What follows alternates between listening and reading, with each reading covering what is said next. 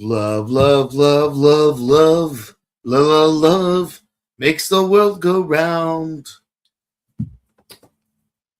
Or so it seems. We're a little late for Valentine's Day for this episode, honestly. Yeah, we are. And what a bizarre Valentine's episode this is, too. We get more backstory for characters, which is great. But it also makes me wonder, where's the show going? That's a thing that people online have been asking about this show. You know, It's not a Kamen Rider show by any means. No. It doesn't really focus on it. I mean, the only focus is obviously the Showa era and obviously the Ichigo, the first Kamen Rider. Yeah. But other than just the image, that's it. Yeah. The premise of the show, the premise of the characters is not.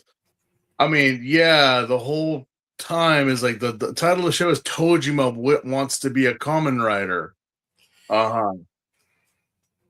What? I think we only ever got that message in the first episode. Yeah. Everything else has been like.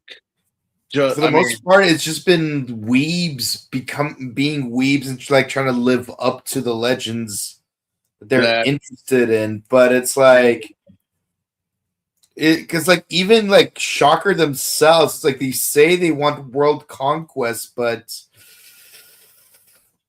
it's like no. That's not, especially with the two kaijin that we have. The examples of world domination is like, okay, one is over quality, vastly over quality, supposedly. Mm-hmm. And then the other one is just over quantity, but the quantity of him and his focus is only the women. Mm-hmm.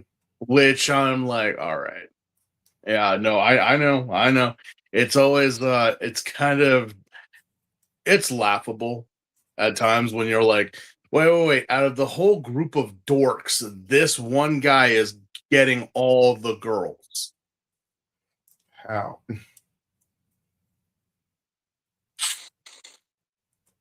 There's two scenarios here. One, he's lying about everything. Or two, out of all those girls, actually all of them, need therapists and badly. But here's the final print of that comment.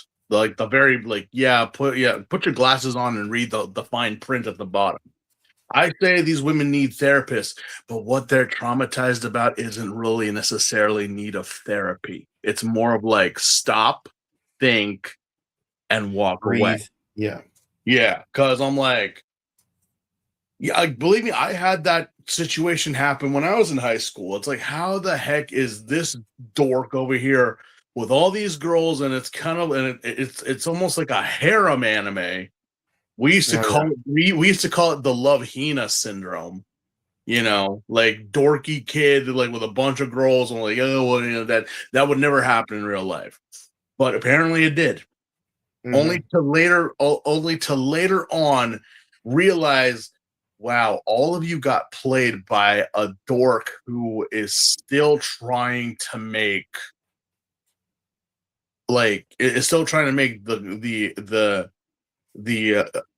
Yu-Gi-Oh the hero decks actually playable. Like that's his mission in life. Which no matter what you do, you ain't gonna do it, man. Mm-hmm. It's pathetic. And why? I don't know. As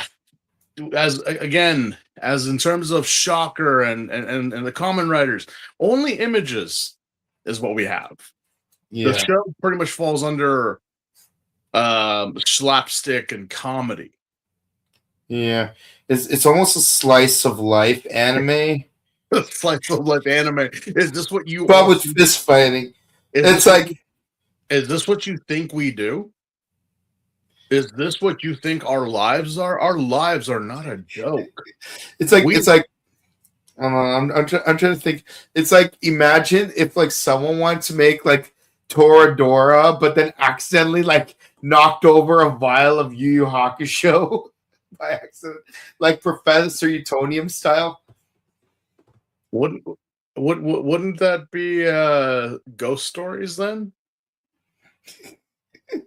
Technically, I mean, but the Japanese version of it. Yeah. The English dub. The English dub, that is that's a gem in and of itself. All right. Yeah. That's a gem in and of itself, all right. If you have the opportunity to watch Ghost Stories dubbed, I highly do recommend you do. And if you don't have physical copies, because they are hella rare and expensive, Amazon Prime has the entire series for your streaming pleasure, both Japanese and dubbed. Yeah, so, no, that's how I watched it. Yeah. So I mean, yeah, Toradora with Yu Yu Hakusho, that would be school, that would be Ghost Stories, but the Japanese, not the for some reason just keep on shitting on Christian Slater jokes. They really went into Christian Slater. I don't know why, but what did he do? What didn't he do back in the I have no idea. I mean, I liked him in that one movie. I don't remember the name. Pump Up the Volume. But I'm like, yeah, the Tojima. It's like, is this what you guys think we as Toko fans do all the time? I mean, we did take it to a certain degree because when you think about it, like when a lot of people going to the gym, they're not lunkheads, like we used to stereotype in the 80s. Like now, it's the nerds hitting the gym. It's like, I want to be as strong as Goku. I want to be as strong as Naruto. I want to be as strong as Luffy. I want to be as strong as JoJo. Well, I mean, everyone except Luffy, because I'm like, Luffy's not that strong. No, it's not Haki doing the work. I mean, if you're talking about like physical strength, no, I mean, no. If you're talking about like Awakened Devil Fruit, I activate Toon World. I'm like, well, yeah, that you're basically warping time, space, and reality at that point. So. But yeah, I mean, technically, I'm like, no, it is. I've always said, like, if I go into the gym and I don't see a single fat person here, something's wrong here. I'm voicing a complaint, because there should be nothing but fat people in a gym, like working out and bettering themselves, not some asshole who's like trying to set up a camera, or some girl trying to do like an Instagram reel video and hogging up like the space, the barbells. And I'm like, what? Like, that's not like, and I'm glad that gyms are actually hammering down on that stuff. Yeah, but, thank you, Joey. What sometimes, you go into the gym and you see someone and I'm just like, you used to think, like, I remember I was on the treadmill, or no, I was on the cycle, and I guess my headphones, they're Beats by Dre, but I guess I was playing it loud enough that people around were hearing me, and it was like, I think a Bleach song or something, and some people were like, I'm like, oh, you can hear it. Well, you can hear it. So I had to change the cushions on my headphones, which you can do that with Beats headphones. You know how many freaking headphones I've found in like Goodwill's, expensive ones. You can remove that, right? You can replace those, right? Oh well, more for me then. But yeah, is this what you think? It's like our Big Bang Theory. It's like, is this what you think us nerds do? We're out in the woods, fighting bears and and girls are taking their clothes off in the middle of the street and cosplaying crime fighter. I wish. No, actually, no. Even so, I'm like, yeah, take a cosplayer out of the convention safe space and put them in like the center of town, and what do you have? A breakdown. Mm-hmm. Man or woman, you have a breakdown because they're no longer in the safe space. They would not be wearing that stuff in public. So, but it is actually very, very interesting. Tojima. It is an interesting show. Yeah. That we have had those moments of like last week our world domination via idol girls. Yeah. But also we have those moments where we're just at a bar summarizing what just happened while also having confessions of love getting shot down. Yep, we're talking about episode 21, Becoming the Ultimate Warrior. Not that Ultimate Warrior. No, not the one from WrestleMania 4.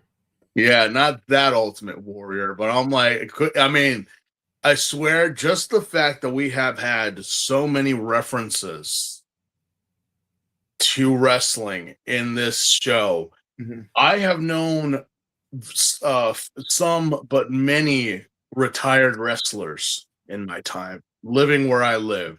A lot of retirees and a lot of people come here. Mm-hmm.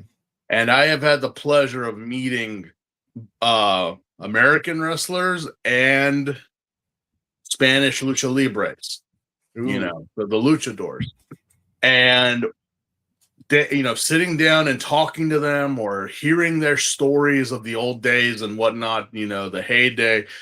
I too did watch wrestling when I was a kid, from like the 90s up to like the mid 2000s. So I was of the era. I was of the Attitude Era. Mm-hmm. There was Stone Cold Steve Austin had just debuted. Hulk Hogan had left the WWF to go be with WCW and then form the NW. Not the other way around? No, because Hogan was with World Wrestling. Uh-huh. And then he left because like apparently the WWF, now E, didn't like that he was being Mr. Hollywood. So they kind of like screwed him over. So he left and went to WC, which that's where that all went down. But then he came back. And again, I respect the character of Hulk Hogan. Okay. Not the person. Yeah. Hulkamania, brother. Like it was everywhere. And I was like, we respect the Hulkster. Okay, we do.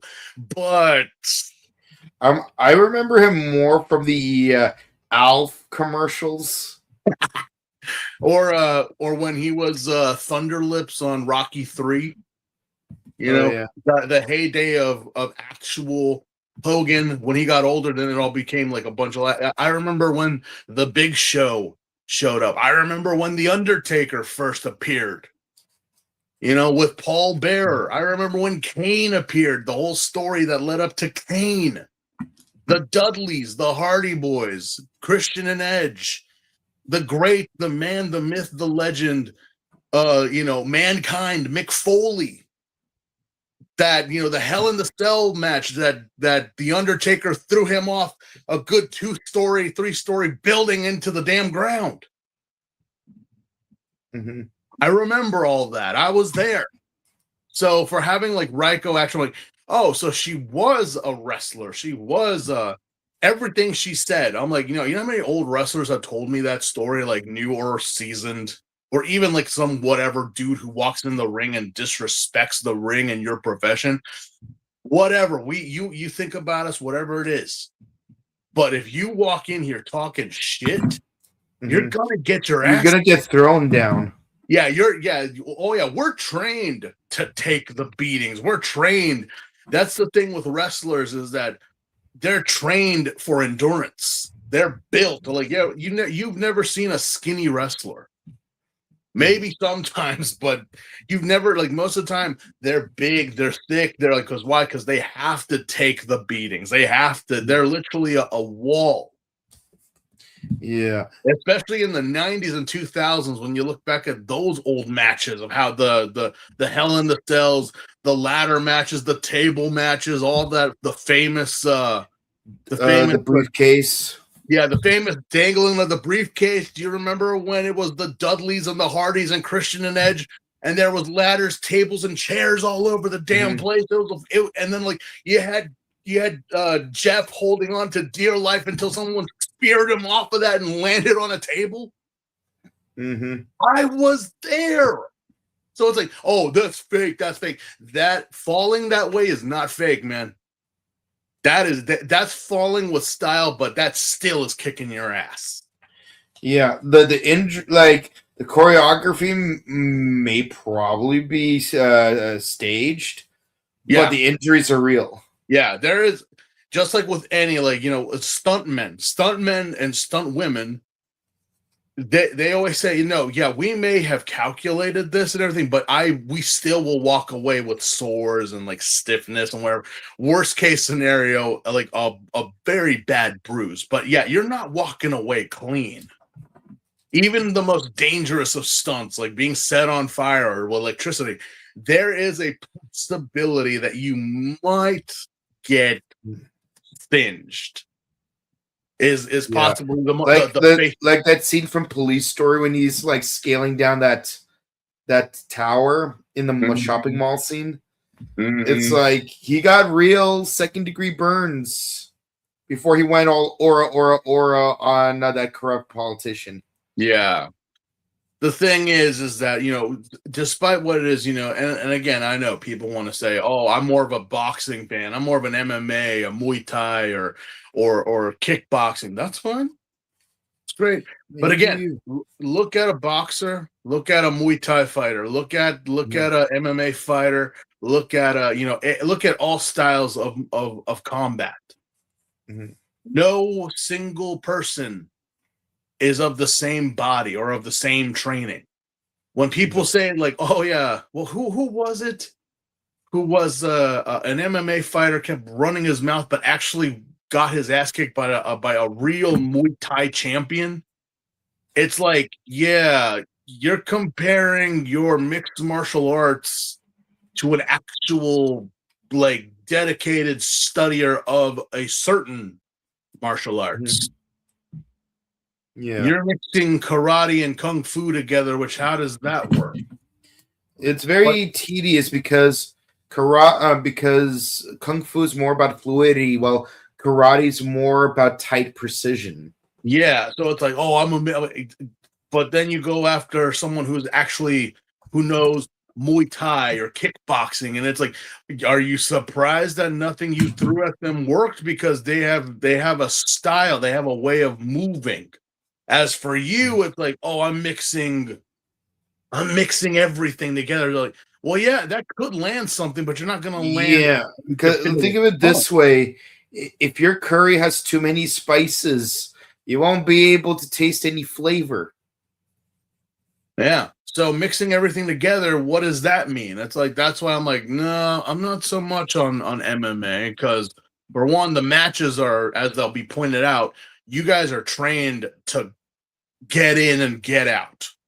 That's your, I'm like, I have friends who work security in Vegas for some of the highest casinos, and they're like floor managers or supervisors or whatever you want to call them. They tell me they would like they're always like in the front with the VIPs, like, oh yeah, there's Mike Tyson, there's so and so, there's so and so. He tells me they're paying me to be here, but I'm like, dude, I watch these fights and it's like they're done in less than a minute. I'm like, man, and these people spent millions just to sit up front. Yeah. I remember there was that one Rousey fight where people paid like $35,000 to sit up front, but that one fight lasted only like 35 seconds.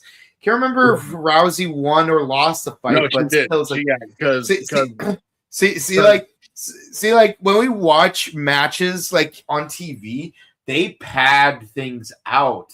So what would be a 1 minute fight feels like 15 minutes because they stretch it out for 15 minutes because you gotta have the slow-mo recaps and stuff, and not to mention all that waiting for like them about to start. It's like you gotta hype up them entering the ring, you gotta hype up them preparing, like when they put that mouth guard in and I could take a sip of that Gatorade. Yeah, that's almost every and all sports now is like when you watch JDF's it live. debut in the Octagon, may he rest in peace, by the way. Like in his debut fight, he took his opponent down in 21 seconds. Heck, even Steve Amell went up against Stardust. To be fair, that's wrestling, but yeah, it's like he took him out pretty quickly. Yeah. Anyway, the history of fighting and wrestling is a very, very prominent part of this episode. If anything, my main disdain with wrestling, especially American wrestling, is that I'm more accustomed to like Greco wrestling, where like you're actually grappling each other the whole time and like, trying to pin your opponent down. Like none of the theatrics or like jumping up on the like onto like the ring cables. No, you're inside a flat circle the entire time. See, that's the kind of wrestling that I studied as a kid. Olympic style. Yeah. Greco wrestling. Yeah. So like I used to watch WCW as a kid because it was entertaining. Operative word, entertaining.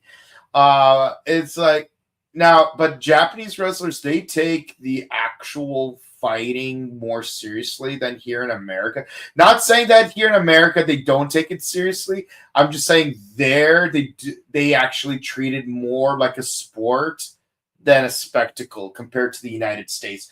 And I love me some Sting. I love me some Tanahashi. Two different flavors. It depends on what you want more of. But with that in mind, it's like wrestling at the end of the day is still a sport, and you don't mess with the sport. It's like imagine a dude from America goes to the UK or Ukraine or Spain or Italy and saying your football sucks. It's like everyone's like running around and not scoring anything. It's like, bruh. And they have. Remember, there was that guy like a couple of years ago that went up to, I think it was the rugby team of the London Irish, and just saying how like they sucked and how American football was so much better than like blah blah. And I'm like, rugby is like American football, but more dangerous because you don't have the padding to protect you. You're talking to a guy that's like almost 6'7", 300 pounds worth of muscle, and you're nothing but a beer belly. And you're telling them that they're a bunch of fucking Nancy boys, but these guys, they are the helmet and pads. Good luck with that shit. But yeah. So our enforcer, we have had a name for a while. Is Raiko. And it's like, wait, how did she get the title of Thunder? How did she get that? It turns out that our precious informer is actually a professional pro wrestler. I thought it was already established that she was a wrestler because I don't know. Ever since she was first introduced, Thunder Raiko, I'm like, she's definitely she has to be a wrestler. Like it was confirmed with our Yakuza bus a couple of episodes ago, because when he first met her, he knew who she was, which actually solidified. Like, yeah, like obviously it's kind of like, oh well, she's a shocker, so they might have given her that name, but it's like, well, she's a very thick and strong woman, so could be a wrestler. Could be. Also, the fact that they did send her to kind of run tabs with Tiger Mask. But yeah, we get the confirmation that she is a wrestler, and we also get a backstory to how she joined Shocker. which obviously was not of her consent. Basically, she was the real Kamen Rider, if you think about it. Yeah, she was honestly picked as how you would be picked for these situations. Like Basically, like Kongo. yeah, you were picked because of your strength, your abilities, your skills in your fields. Like, you were whatever that could have been. Shocker was like, no, go get this person because they are, They're okay. legit. Yeah, they're legitimate, and that's what we want. We want quality over quantity. As for in this show, and even other Kamen Rider series, they just take anyone off the street. Yeah, I like to think of it this way. Thunder Reich was probably the one person that both Bat and Spider agreed upon recruiting because Spider's like, she's got really good grappling ability. She would be a really good close range combatant. While Batman's like, she's got nice tits. Apparently she does. Yeah. Apparently she does. Yeah. But let us also we do get to see that she because she's a wrestler, because she's a pro wrestler, especially in today's society, we don't really look at pro wrestlers in the most greatest of lights, because we just as the masses, I would rather see real fights than staged ones. Then if that's the case, man, why do you go to the movies? Why do you watch Marvel? Hell, why do you watch Kamen Rider then? That stage, those fights are fake, but you go online like, oh my God, did you see when Gaim fought against Baron? And when he pulled out his sword and then he pulled out his lance on, you do know that's fake, right? They didn't actually fight. The explosions, everything was all like CG'd in. There was no damage to anybody. Exactly. So it's like when you shit on one thing, it's like, okay, then wait, then why the fuck are you even a fan of this? Because if your whole thing is like, no, I want my real fights, but here you are talking about for the 1,000th time how Goku should have beat Jiren before he went Ultra Instinct on us. I'm like, Jesus Christ, can you just shut the fuck up? It's fake, dude. Meanwhile, I'm watching Goku versus Murasaki for the 100th time. And it's like, it's all fake. You knew Goku was gonna win because why? It's written that he's gonna win. Yeah, it was written we call it plot armor. Yeah, it's written to be so. But here you are watching wrestling or watching a Kamen Rider. That's stupid. That's stupid. That's so fake. Oh yeah, and your little, that's better than this. How? That's better than this. How? Explain to me. Because we're watching it for the key point. It's entertainment. It's for our entertainment. You're not entertained now. I know. Yeah. Did you honestly think that that they actually took that Razor Ramon, his gimmick was taking razor blades and then cutting people across the head? Do you really think that he was actually slicing into their flesh? Can you imagine someone actually believe that? We know it's fake. But it's like, oh my God, did you see? Yeah, dude. That was, again, same thing. Because we do have it's an MMA fighter. And again, not to throw shade on any fans of MMA or MMA performers, man or woman. Mm-hmm. Some of them do have that thought that, oh yeah, because I train and blah blah blah. I'm like, MMA is like kind of a glorified, again, by most professionals and their words. It's like you going to the gym like maybe 2 or 3 times a week. For 30 minutes. For 30 minutes. Like, not a solid workout. You're not working out the legs or the arms. You're only focusing on one thing. And the match, like, literally what your whole point is like, slap fighting has gotten really popular. You mean that thing from Siberia?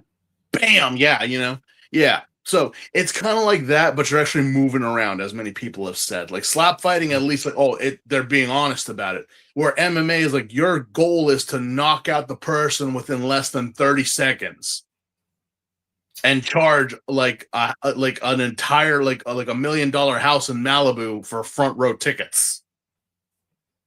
Again, just around what the internet talks about. But yeah, this woman just gets up into Raiko's face and just starts telling her how like, oh yeah, you're so fake. You're like blah blah. And I'm like, okay. Yeah. Who are you? I'm not gonna hate on wrestlers or MMA fighters, but the operative thing is humility. Like, doesn't matter what your sport is, you gotta be humble, dude. How many times have we seen wrestlers in interviews and in real life actually like pick up the interviewers or whatever and then do a hold on them or a move on them and they're like, oh my god, like that's so like what, you thought this was fake? I mean, isn't it like we are trained to handle it and to take it, you know? But imagine me, that's why they always said never do this stuff at home, because you could actually seriously hurt somebody. It's like, can it be physically done? Yes. Yes, it can be physically done. Yeah, but will you come out of it unscathed? No. Yeah. No, like one time I had a friend who did a stone cold stunner on his friend and broke his dad's table. Yeah. No, I know plenty of people that have done like moves on like, what did you think was gonna happen? I had one dude literally like dislocate some guy's leg because he was doing like a leg lock twist, and apparently it was so bad. It was so like he had like angled him so much that I think the left or right like socket that connects the pelvis to the leg actually dislocated. So it's like, yeah, these things can be very, very, very detrimental. So don't feel like, oh, yeah, it's all just a show. Yeah, it's a show, but it's a show that, if taken more further than that, can actually cause bodily harm. Real injuries. Yeah. So I was not surprised at all because, like I said, I've had several with a few retired wrestlers, and they all said the same thing. If you walk into a wrestler's ring and you disrespect the house and disrespect the wrestler, hands. Expect to get your ass handed to you. Like, it's not even a matter of like, no, if you walked in and you're like, okay, fine, you're gonna get your ass kicked. That's a given. But it depends. Are you gonna get the or are you gonna get the, you know, there's a very soft one, and then there's the like open hand fist. Like, that's the point. And yeah, as with most, it's like, yeah, wrestlers are built for bulk. They're built for stamina. They're built to take the punishment. And MMA, if you haven't really, unless it's in the heavyweights, you kind of don't. I mean, that's why I'd rather watch heavyweights than I'd rather watch the regular ones, because they're actually like, no, they're taking the abuse as opposed to, you know, whomever like that guy is over there. I think one of our commenters, Horror Aura, actually makes a really interesting point, and I can't wait to read that comment when we get to the comments. Okay. Yeah, it's kind of like, I think it was mentioned in Baki, Battler, the show Baki. It's like, yeah, you do not look at someone twice your size and think that they are just an oaf or weak. Yeah. I mean, you all know the famous buff chef, Chef Rush, right? Who kind of looks like a character from Baki, you know? I would not mess with that man. No. I was like, thank you, chef. This food is delicious, chef. A man whose bicep as big as my head. I'm like, thank you, chef. Thank you, chef. Yes, chef. Yeah. So Reiko completely annihilates that blonde bitch, which kind of looked like Logan Paul. She does. It'd be funny. It'd be funny if she didn't actually look like that in the manga, but then they deliberately made her look. Yeah, like kind of looks like a Paul brother. I'm like, yeah. But in her victory, we see obviously everyone now takes the wrestler seriously. But that's when it all changed because the Batman appeared and delivered what he does, the creep. And doing so, yeah, it is true within Shocker, if you are a prominent or a very skilled combatant, you are actually up for eligibility of promotion, which becoming that. Just not sure what that thing could be. You know, it could be could be a llama, could be a rabbit, could be a gorilla, it could be a cockroach, whatever. It's like, yeah, that's your promotion if you so wish. Don't know why she wants that. I thought it was the conditioning, but it seems that Raiko is a woman who just wishes to be stronger and to be taken seriously. Yeah. Well, again, that's her flashback of what we know of her. And the reason we got into the flashback, oddly enough, is because the episode started off with technically the previous episode started off with Raiko about to confront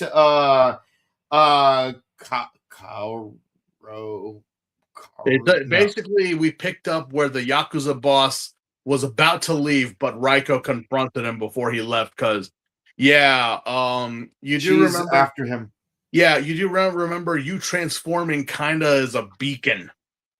So no matter where you are, they're gonna find you, and you did. So yeah. And I guess because of the training that he has been doing with Inichi and Tojima, our Yakuza boss has gotten so much stronger to the point that his aura is now physical and purple, and he has a signature punch attack. .44 caliber punch. And that is what led into the flashback because Raiko it's like she has like this reputation, like she beat up Yuriko. We got who's still in recovery, by the way. She's training, but still in recovery. We haven't seen her in a while. And like she's hunting down all these shockers, and like she defeated a Green Beret shocker. Yeah. And you know, it's like that Arnold Schwarzenegger. He's like, I'm a Green Beret mother. It's like, I eat Green Berets for breakfast, and I'm very hungry. And then he takes her out with one hit. He took her out. He literally laid her flat, and then he goes and tells Tojima and Ichi that, I just beat up a. Wait, wasn't she the one that was chasing after us? Like, yeah. Thank you, Chicken Sensei. Yeah.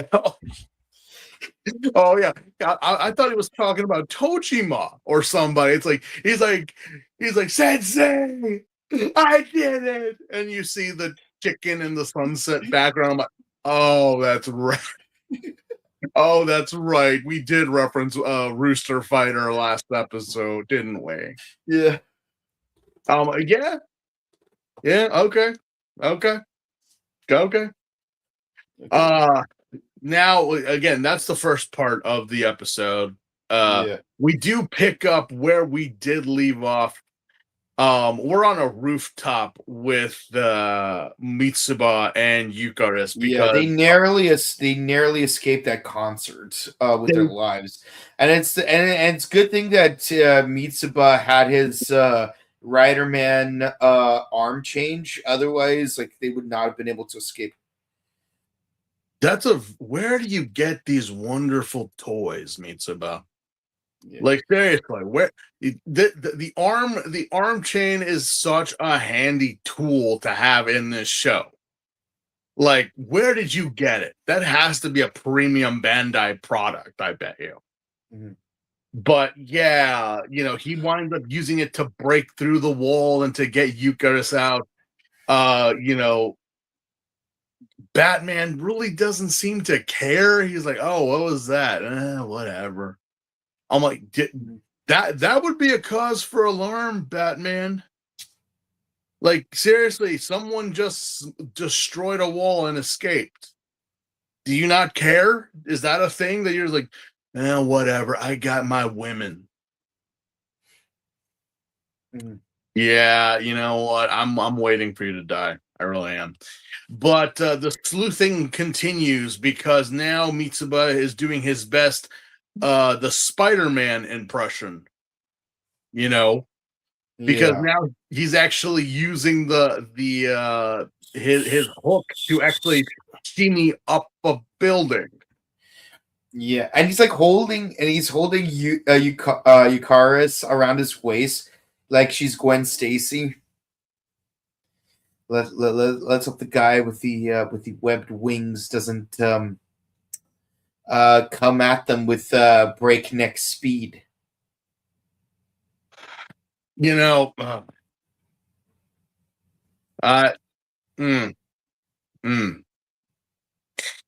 although we do kind of get a Yu Yu Hakusho reference here. Not really, but we do, of a bunch of very attractive people bathing. Oh, please tell me it's not. Please tell me you're not referencing Bible Black. No, not Bible Black. Chapter Black. Sorry, Chapter Black. Well, no, this actually happened before Chapter Black was actually introduced. This was the scene where what's his face actually kind of had a realization that humans are just as worse as demons, or even that's Chapter Black, dude. Yeah, but that was before they actually solidified the tape. I know the arc is Chapter Black, but that was before the tape was actually. This is something that he physically saw with his own eyes. Yeah. You know, not some videotape, not some recording of the past atrocities. This is right now, killing a million demons and bathing in their blood with a bunch of fat businessmen and a bunch of very beautiful, and doing ungodly things with their corpses. Yeah, literally the Epstein files. Yeah. But yeah, apparently Eucharis kind of throws some shade on the Batman, calling him a creep and a just a complete asshole. The fact that the blood that they're all bathing in is apparently his, and if the women drink that's the part that really made me turn my head. Like, you are just one. You're one of those. You're one of those. Because it's because here's the thing. Real life serial killer Countess Elizabeth Bathory, she would basically appropriate virgin women, the younger ones, from villages, and she would drain all her blood and then bathe in it. But see, what makes sense about that logistically, if you ask me, how could you do it? Is it's other people's blood. So, 5 liters from this woman, 5 liters from that one, 5 liters from that one. Eventually, you'll have enough to fill up a bathtub. But here you have a hot tub filled with the blood of a single person. That's physically impossible. Did he conserve that blood over a longer period of time and then just let loose? Who knows? But again, Eucharis throws shade of how gross and how much of a creep he is for having such a situation happen. Because again, that's what apparently he tells everyone in the hot tub, which is a bunch of women, that if they consume his blood, they become stronger, which I'm like, no, he's just being a creep and making you girls do a blood ritual to be his forever. In Bram Stoker's Dracula, he did try to turn Mina into a vampire by making her drink his blood. Yeah, but this ain't the Count. It's only the Count who could get away with such things. Anyone else of the vampiric lore or whatever, and mind you, he only made her have a little bit of sip. It's not like he made her bathe in an entire pool. You're just being a creep, Batman. You're just being a creep and a sicko. That's pretty much your whole thing. Where are all the combatants that you got? Mm-hmm. Where are all they at? I thought you were, joys of the spoils and whatnot, but no, it's just called the women. Where are the men? Yeah. Okay. Yeah. You infected them and sent them home, and then you just took the girls back. Oh yeah, you are such a creep, man. Yeah, it's like a classic Todd Packard story. Yeah. Mike's like, one time Todd and I we went on a double date with twins, and then he spent the night with both of them. Mm-hmm. Anyway, creep. Yeah, it is the morning, and now we have this whole training montage. Put your 80s music here if you wish, because obviously, like, you got the touch, you got the power. Pretty much, the men being shirtless and whatnot, are now training, and Miss Raiko pretty much is like, you know what? I'm gonna train with you guys, and only because Yakuza dude like glazed her just enough. Yes, he did. I was a fan since the start of your career. Wait, you were my fan? He was a fan. It throws back to the old days of women wrestlers where there was not many, very few. The obviously in the 90s we had, such legends as Trish Stratus, Stacy Keibler, the legend that is China. Yeah, and yeah, it's like I love that. Like, I love that. Even in WMAC Masters, they actually had entire episodes dedicated to the female combatants, because like you ain't a true WMAC Masters fan unless you can name at least 6 female masters. I mean, there's the obvious one, a Lady Lightning, but there's also Princess, Baby Doll, Chameleon. Yeah, no, that's the thing. It's like, oh yeah, no wrestling. They just put the women there for service. That wasn't more of a thing until later on, and even then they pulled it back, because it's like, no, if you're gonna be a wrestler, then you gotta really like do it. I mean, I don't care what's her Miss Rhea Ripley, if I'm saying it right. Rhea Ripley. Yeah, that's it. She knows how to wrestle. She knows. I've seen it. I've actually have seen some of her like out of professional wrestling, and I know she knows. She knows. Now, of course, the gimmick of her being a dommy mommy, well, that doesn't that's just that's just, those are just the sprinkles on the sundae. It helps. It really does. But do not look at these women and say they couldn't kick your ass, because they can. You don't look at Thunder Raiko and be like, I will dominate. No. You, good luck, man. I'm crazy enough to do it, but at least I know I fully submit to the death by snoo here. All right. You, on the other hand, are trying to take it willingly. Yeah.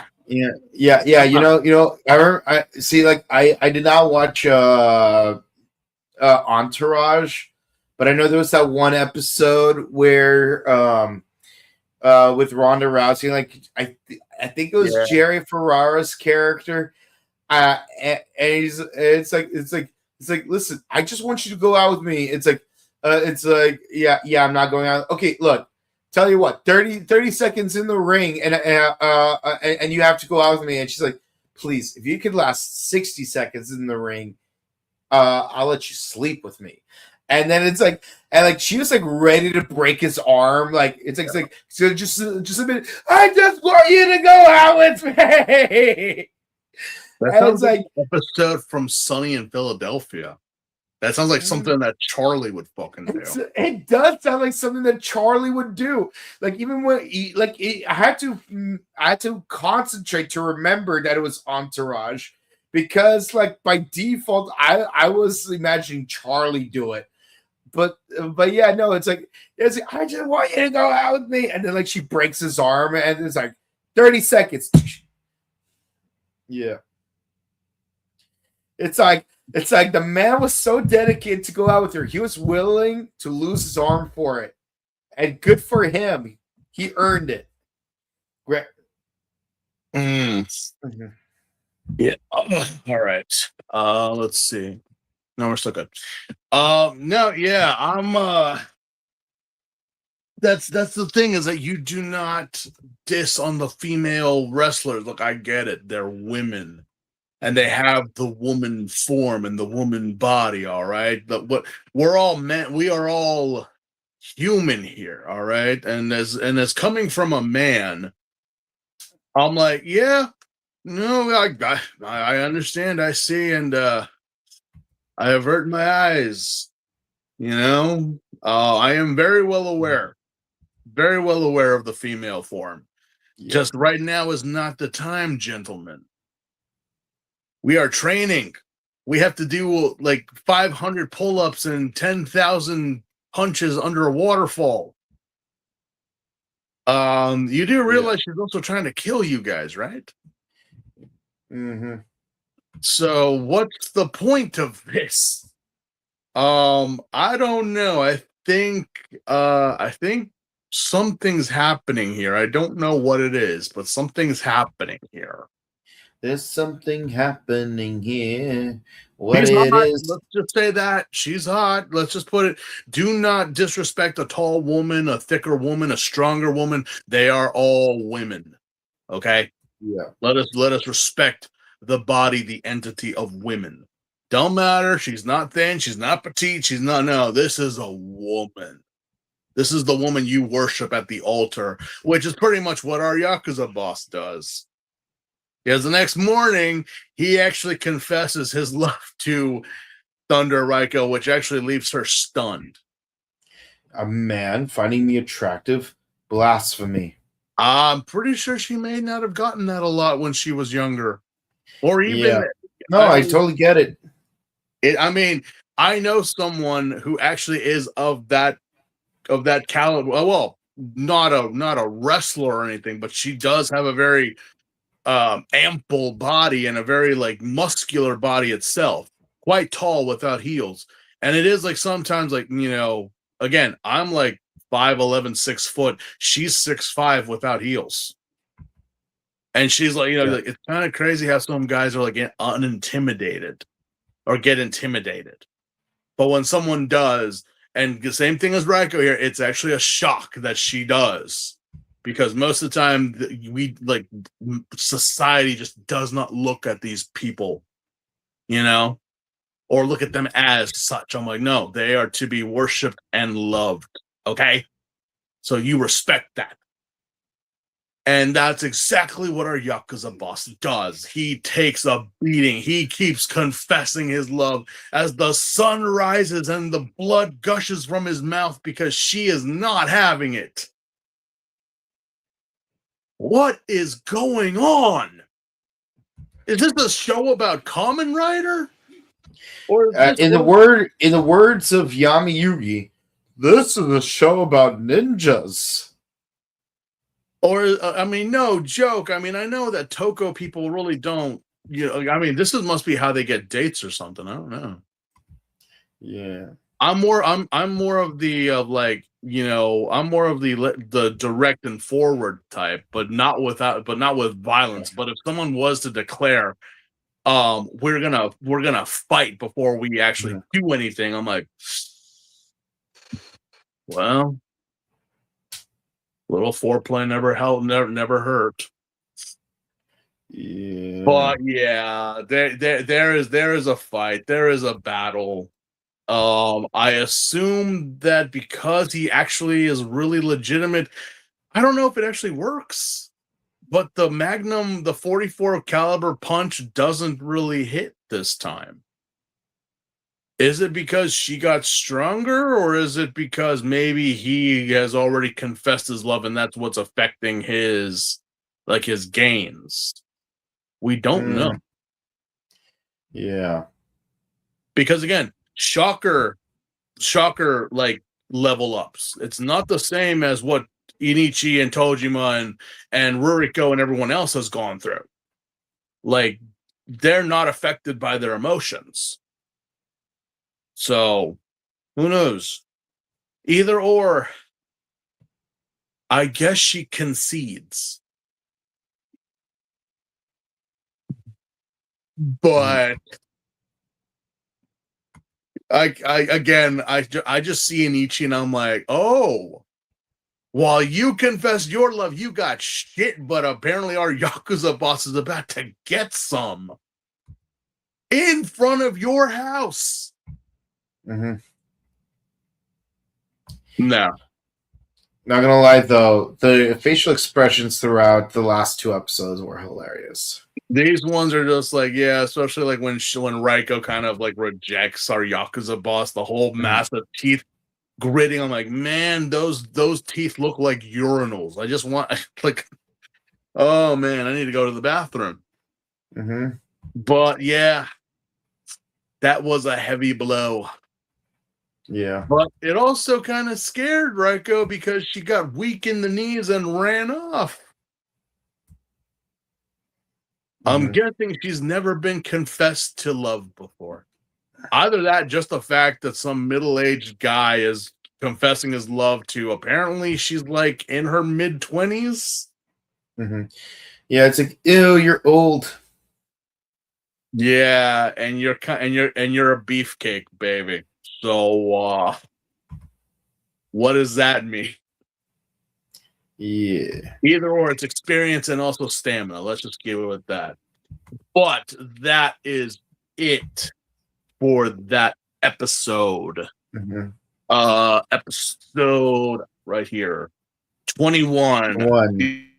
Become the ultimate monster. Alrighty. Oh boy. Hang on. Un momento. I'm still here. Yeah. Let me see. How much juice do I have on this one? What is this show? It's a show. Wait, that one scene with Naruto when like he gets like when like he drinks that really bad milk, Yugi shows up. This is a show about ninjas. I'm like, what? I'm like, I'm not surprised on the comments when people are like, isn't the show supposed to be about like Japanese superhero based off of Bugmen? And I'm like, who told you that? Ew, it's about a 40-year-old guy who watches a show about that. You know, when you think about it, Tojima Tanzaburo wants to be a Kamen Rider. It's basically a Akiba Ranger, but for Kamen Rider, except it's an anime instead of live action. Yeah. Hang on. Akiba Rider. I am switching over. Let me in. All right, letting you out and letting you back in. Cool. Alrighty. I had to take over because the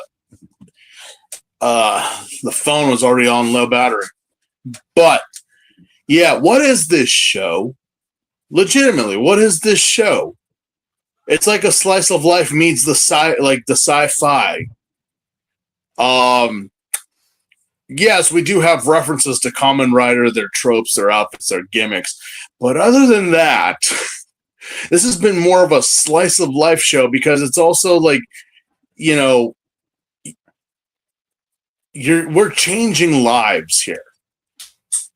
We're changing lives, and it's like it seems to me like all the misfits and all the weirdos are coming together for one goal, and that is to take out the creep who's invading Anime Expo. Which why the hell would you even go to Anime Expo anymore?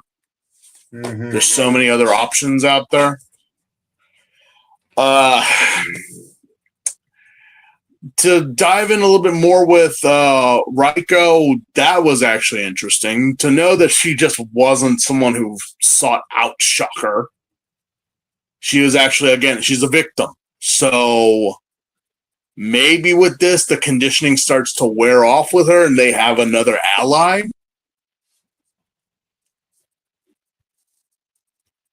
But, yeah.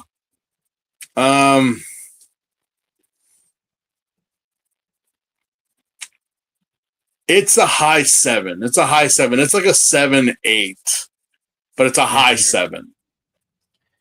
Yeah. I do enjoy the fact that we get to know more about Miss Raiko and everything like that, but echo.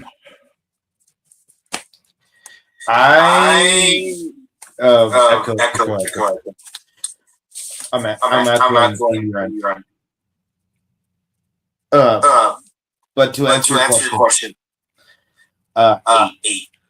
I like it. It was fun. No. Yeah, it's a high 7, so it's like almost an 8. Mm-hmm. It's entertaining. It's funny, obviously. What happens next week? All we know is that we just get we're gonna be in Tokyo Dome, obviously. Our soul Spider-Man shows up. Everyone is getting ready. Even so much is that Best Girl Ruriko, along with our tiger mask, is actually now on the move. Ruriko is going to come back. So good for her. So yeah. That's our quick review of it. Mm-hmm. All right. You read the comments.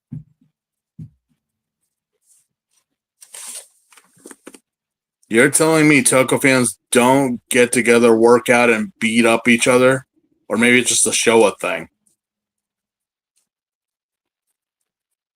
I don't know. I've never gone to the gym with Kamen Rider or Toko fans. We go to different gyms. I know. Like, oh yeah. Around here, no one knows anything about Toko. Very limited. Is Toko just wrestling? Shocker wears championship belts. Every Ultraman fight is basically a wrestling match. Break it down, especially everything is wrestling. My old boss was definitely a heel. We all know that. Well, again, with tokusatsu, they take a lot of the fundamentals of kabuki when it comes down to battle, especially in the Showa era, and still to this day, they still follow the kabuki traditions of battle, like, showing the theatrics and the dynamics. But at the same time, yes, there was a lot of wrestling incorporated when you watch like films or shows like Ultraman, Godzilla, or even a very occult movie, and one of my personal favorites, War of the Gargantuas. Like, if you ever saw any of those, like where they're just humanoid kaijin, not big bulky suits, I always imagine, like, you know how they like make little models of houses and cars and trees and stuff, and then you like the kaijin kind of like, and they slam them down. If you're wearing a Godzilla suit, okay, but when you're wearing like an Ultraman suit, I can just imagine like, ow, ow, ow, ow, ow, getting slammed into like the metro areas, like all those little cars and like Lego pieces all over the place that they use to build the props. Yeah, no, there's a lot of wrestling used in tokusatsu, more so with the kaijin. Because if you do see Ultraman and Godzilla, you notice a lot of grappling and a lot of, like lifting as opposed to actual punches and stuff like that. I don't know if your boss is a heel, though. Mm-hmm. All right. Tojima speaks to me. I kind of relate to some of these characters, and I see the vision Also, Akiba Ranger is one of my favorite Sentais, and one of my favorite video games is No More Heroes, so maybe I have a type. How does Akiba Ranger and No More Heroes come together? Besides it being an unofficial bounty hunter and an unofficial Sentai. All right. Either or. Take us home. Yeah. But that's it, folks. That is all for tonight and our review. We thank you all for watching and for tuning in on our After Dark review of Tojima Wants to Be a Kamen Rider. If you wish to follow us on our social media, please do. We are both live on Instagram, also on Facebook, slowly but surely on TikTok, and then where other social medias do exist. If you wish to follow, give us a like and a comment just to show and promote our channel to the algorithms to have more quality programming such as this. If you wish to see us in live and in person, we will be at the following events coming up within the year. Robot Toy Fest on the 31st of May, and then the gathering of the weebs Toko's not really weebs. Power Morphicon, the 28th through the 30th in the Pasadena Convention Center. Besides that, thank you so much for tuning in with us and watching our reviews and our show. Thank you for all your comments, love, and support on our personal pages. And also, take care of yourselves, be safe, stay cool, and make sure to love all body types, men and women. We'll see you next time. Good night.